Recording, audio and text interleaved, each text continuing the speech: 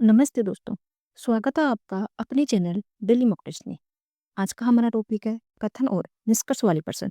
इस प्रकार के क्वेश्चन आरपीसी का ट्रेंडिंग टॉपिक बना हुआ है। क्यों? क्योंकि इस प्रकार के क्वेश्चन को करने में काफ़ी समय लगता है। इसलिए आज हम इस वीडियो में इस प्रकार के क्वेश्चनों को कम समय में करने की ट्रिक जानेंगे। अगर आप वीडियो पर पहली बार आए हैं तो वीडियो को लाइक करें, अपने दोस्तों में शेयर करें और चैनल पर नए हैं तो चैनल को सब्सक्राइब करें और वीडियो को अंत तक जरूर देखें। चलिए वीडियो को शुरू करते हैं। आज का हमारा पहला क्वेश्चन है, कुंचामनी ख्याल के बारे में कौन से कथन सत्य हैं? इसमें आपको पहले 2 चीज़ देखनी है, किसके बारे में पूछा और क्या पूछा है। तो कुंचामनी ख्याल के बारे में सत्य कथन पूछा है, कभी-कभी इसमें असत्य कथन भी पूछे जाते हैं, तो ये चीज़ आपको ध्यान में रखनी है। तो इसमें आपका पहला कथन है, इस ख्याल को प्रख्यात लोक नाट्यकार लच्छीराम द्वारा शुरू किया गया था। तो आपको ये पता होना चाहिए कि जो कुंचामनी ख्याल है वो लोक नाट्य लच्छीराम द्वारा ही शुरू किया गया था। तो ये कथन सही है। आपको पहले एक कथन पढ़ने हैं, उसके बाद में ऑप्शन में आना है। तो जब ऑप्शन में आते हैं तो आपको पता चलता है कि आपको देखना है कि ए वाला है वो कौन-कौन से ऑप्शन में दिया हुआ है। तो इसमें आपको देख पहले ऑप्शन ए देखना है। ए में ए नहीं दिया हुआ, बी और सी दिया हुआ है, तो ये कथन हम कट कर देते हैं। उसके बाद में उससे नीचे वाले कथन में आना है कि उसमें दिया हुआ है या नहीं दिया हुआ है।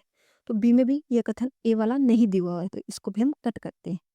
अगला चलते हैं हम सी में। सी में भी ये कथन ए है वो नहीं दिया हुआ है, तो इसको भी हम कट करते हैं। तो अब हम आते हैं डी में। डी में ये वाला कथन दिया हुआ है, मतलब ये कथन अगर सही है तो ये वाला ही ऑप्शन इसमें सही होगा। तो आपका सही आंसर हो जाएगा इसमें केवल ए और बी। तो इस तरह आप इसको क्वेश्चन को कम समय में कर सकते हैं। अगर सभी क्वेश्चनों को या सभी कथनों को पढ़ने की कोशिश करेंगे तो इसमें आप बहुत टाइम लगेगा। अगर आप इस प्रकार करते हैं तो इसमें आपको कम समय लगता है। अब हम अगले कथन को भी देख लेते हैं क्योंकि हम तो वीडियो में कर रहे हैं। तो अगला कथन है, यह ओपेरा शैली के समान है। तो ये कथन भी सही है कि ये कुंचामनी ख्याल है वह ओपेरा शैली के समान है। अगला कथन है, महिला पात्रों की भूमिका महिलाओं द्वारा निभाई जाती है। तो इसमें यह कथन गलत है। इसमें महिला पात्रों की भूमिका है वह पुरुष के द्वारा निभाई जाती है। अगला कथन है, इसमें नर्तक और गायिका दोनों होते हैं। तो यह कथन भी गलत है। इसमें नर्तक नहीं होते, इसमें गायक होते हैं। इसमें लोकगीतों की प्रमुखता होती है। तो ये कथन भी गलत है। तो अब आप देख लीजिए इसमें ऑप्शन डी ही सही है, ए और बी केवल सही है। तो इसमें आपका सही आंसर हो जाएगा ऑप्शन डी। तो चलिए इसी ट्रिक से हम अगला क्वेश्चन करते हैं। अगला क्वेश्चन है, नाथ द्वारा चित्रशैली के संदर्भ में निम्नलिखित कथनों में से कौन सा सही है? तो इसमें नाथ द्वारा चित्रशैली के बारे में सही कथन पूछा है। तो हम पहले कथन में चलते हैं।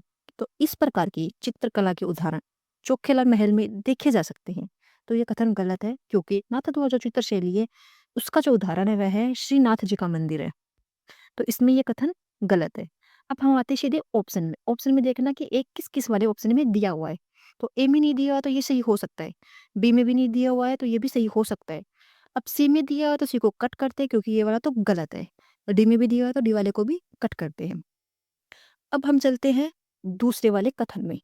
यह उदयपुर और ब्रजशैलियों का मिश्रण है।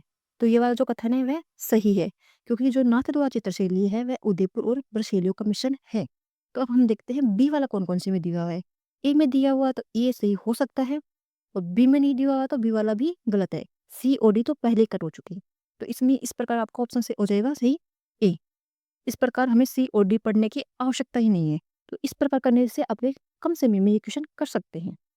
तो चलिए इसी प्रकार हम अगला क्वेश्चन करते हैं।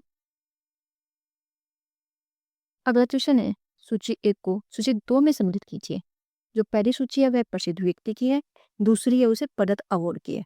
तो हम चलते हैं ए में। ए में है शैतान सिंह। शैतान सिंह को कौन-सा अवार्ड मिला है? वह है परमवीर चक्र। तो ए में क्या होना चाहिए? 4। तो ए में 4, ए में भी है, बी में भी है, सी में भी है, डी में नहीं है। तो डी को कर देते हैं हम कट। अब चलते हैं बी में। इला जिलाबाई। इला जिलाबाई को मिला है कोर्ट फिंगर अवार्ड। तो बी में होना चाहिए 3। तो इसमें भी बी में 3 है, इसमें भी 3 है और इसमें भी 3 है। तो तीनों ऑप्शन अभी तक सेफ है। अगला है सी, विजयदान देता। तो विजयदान देता को मिला है केंद्रीय साहित्य अकादमी अवार्ड। तो सी में होना चाहिए 1। ए में नहीं है तो इसको हम कर देते हैं कट। बी में है और सी में है। अभी इन दोनों में कोई भी सही हो सकता है। तो अब चलते हैं डी में। विश्व मोहन भट्ट। तो विश्व मोहन भट्ट है, उनको मिला है ग्रैमी अवार्ड। तो ग्रैमी अवार्ड यानी कि डी में होना चाहिए 2 नंबर सही। तो 2 नंबर सही इसमें है। तो ये कर देते हैं हम कट। तो इसमें आपका सही आंसर क्या हो जाएगा? Option C. अगला क्वेश्चन है, सूची 1 को सूची 2 से समित करें। जो पहली सूची है वह युद्ध के नाम की है, जो दूसरी सूची है वह किस वर्ष में हुआ था उसकी है। अब आप कहेंगे कि हमें तो इन चारों के बारे में नहीं पता, हमें तो सिर्फ 2 ही आते हैं। अगर आपको 2 भी अगर ऑप्शन में आता है तो आप इस पहले क्वेश्चन को सही कर सकते हैं। कैसे? तो चलिए देखते हैं। पहला है सहारनपुर, हमें तो पहला ही नहीं आता है, कोई बात नहीं। अब चलते हैं हम बी में, भूताला। ये पता है हमें कब हुआ था, तो भूताला का युद्ध हुआ था वो 1227 में हुआ था, तो बी में होगा 1। अब चलते हैं हम ऑप्शन में। ऑप्शन में देखते जो ए है उसमें क्या बी में 1 है? हाँ है इसमें, तो ये सही हो सकता है। बी में चलते तो बी में नहीं है, तो ये गलत है। सी वाले में चलते हैं, सी में भी बी में नहीं है, तो ये भी गलत है। डी में चलते हैं, डी में भी नहीं है, तो ये भी गलत है। तो इस प्रकार इसमें आपका सही आंसर हो जाएगा ऑप्शन ए। अगर आपको इस प्रकार के क्वेश्चन में अगर एक भी पता है तो आप तभी भी इस प्रकार के क्वेश्चन को सही कर सकते हैं। तो इसमें आपका सही आंसर होगा ऑप्शन ए।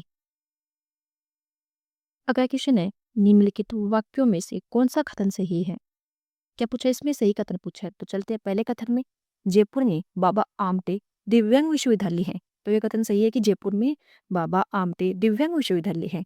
चलते हैं हम ऑप्शन में। ऑप्शन में देखते हैं कौन कौन से वाले में ए दिया हुआ है। ए में दिया हुआ तो ये कथन सही हो सकता है। बी में नहीं दिया हुआ तो इसको हम करते हैं कट। सी में भी नहीं है तो इसको भी करते हैं कट। डी में है तो डी को भी अभी के लिए रखते हैं। चलते हैं अगले कथन में।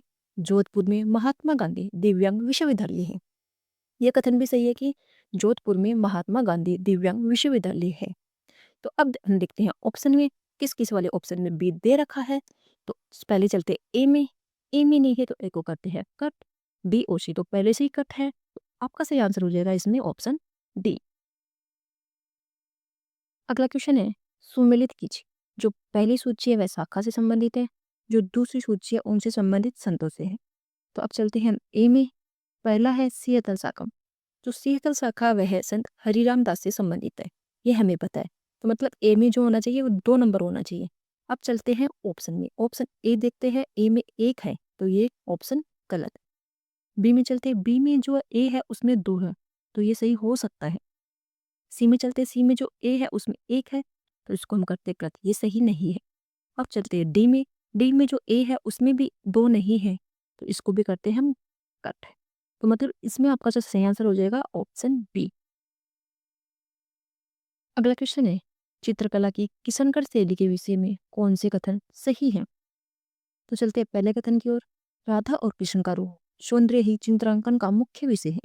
तो जो किशनगढ़ शैली है उसमें राधा और कृष्ण के जो रूप का सौंदर्य है वही चित्रांकन का मुख्य विषय है, तो ये कथन सही है। अब चलते हैं ऑप्शन में किस किस में ए दिया हुआ है देखते हैं। तो जो ऑप्शन सी है उसमें नहीं दिया हुआ तो इसको करते हैं हम कट। बाकी में दिया हुआ है तो इन तीनों में से सही हो सकता है। तो अब चलते हैं हम अगले कथन की ओर। अधिकांश चित्रों में स्त्रियों का पहनावा लहंगा और चोली और पारदर्शी ओढ़नी है, तो यह कथन भी सही है। अब देखते हैं बी वाला कौन कौन से में है। तो बी ए और बी 2 में है, सी में यानी कि डी में नहीं है। डी में जो है सी है, तो ये कथन भी गलत है। अब चलते हैं सी की ओर। इस सेदे के चित्रकार सीताराम भवानी दास इंग कल्याण दास है, तो ये कथन भी सही है। तो मतलब ए बी और सी तीनों इसमें सही है, तो इसमें आपका ऑप्शन हो जाएगा ए। आपका ए जो ऑप्शन है वो बिल्कुल सही आंसर है। अगला क्वेश्चन है, सुमेलित कीजिए। एक तरफ वह शरीर के अंग है, दूसरी तरफ उनमें पहने जाने वाले गहने हैं। जो पहला है यानी कि ए है वह कान है। इनमें से कौन सा आभूषण है वह कान में पहना जाता है? तो जो 4 नंबर लिखा हुआ है यानी कि अंगूठिया, वह कान में पहना जाता है। मतलब कि ये ए है वो 4 से सुमेलित हो रहा है। अब हम देखते हैं ऑप्शन। कौन सा ऑप्शन ऐसा है जिसमें ए में 4 सुमेलित का रखा है? ए, इसमें ए है उसमें 1 दे रखा है, तो मतलब ये गलत ऑप्शन है। जो बी है, बी में भी जो ए है उसमें 1 दे रखा है, तो ये भी गलत है। सी, सी में जो ए है उसमें 2 दे रखा है, तो वह भी गलत है। डी ऑप्शन, डी में जो ए है उसमें 4 दे रखा है, ये वाला ऑप्शन सही है। मतलब इस प्रकार के क्वेश्चन में अगर आपको एक भी आता है ना, तभी भी आप इस प्रकार के क्वेश्चन को सही कर सकते हैं। तो इसमें आपका सही आंसर हो जाएगा ऑप्शन डी। अगला क्वेश्चन है, कॉलम 1 में चोटियों को उनकी ऊंचाई के अनुसार मिलाइए। जो पहला कॉलम वह चोटियों का है, दूसरा जो कॉलम है वह ऊंचाई का है। तो चलिए देखते हैं, पहली जो चोटी है वह खो है, तो खो की ऊंचाई है 920 मीटर जो कि जयपुर में स्थित है। जो एक है उसके सामने डी लिखा होना चाहिए। तो हम देखते हैं ऑप्शन को। ऑप्शन में जो ए है और उसमें जो 1 लिखा है उसके सामने बी लिखा हुआ है, तो मतलब ये ऑप्शन गलत है। ऑप्शन नंबर बी, बी में जो 1 है उसके सामने भी बी है, तो ये भी ऑप्शन गलत है। सी है, सी में जो 1 है उसके सामने डी लिखा हुआ है, तो मतलब ये कोई ऑप्शन सही हो सकता है। और जो डी ऑप्शन है उसमें जो 1 है उसके सामने ए लिखा हुआ है, तो ये ऑप्शन भी गलत है।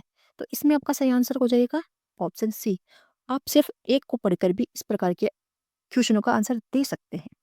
दोस्तों, अगर वीडियो अच्छा लगा हो तो वीडियो को लाइक करें, अपने दोस्तों में शेयर करें और चैनल पे नए हैं तो चैनल को सब्सक्राइब करें ताकि इसी प्रकार की वीडियो आपको और प्राप्त होती रहें। धन्यवाद।